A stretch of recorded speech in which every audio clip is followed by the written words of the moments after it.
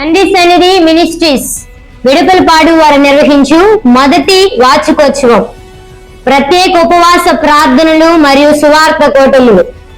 వాక్యోపదేశకులు పరిశుద్ధాత్మ దేవుడు. తేదీలు మార్చ్ 2026 17, 18, 19 అనగా మంగళ, బుధ, గురువారములు. సమయం ప్రతిరోజు ఉదయం 10:30 సాయంత్రం 6:30. స్థలం తండ్రి సన్నిధి మినిస్ట్రీస్ వెడపలపాడు, స్విమ్మింగ్ మిల్ వెనుక. ప్రేమతో ఆహ్వానించువారు బ్రదర్ కె జాషువా గారు మరియు సంఘ.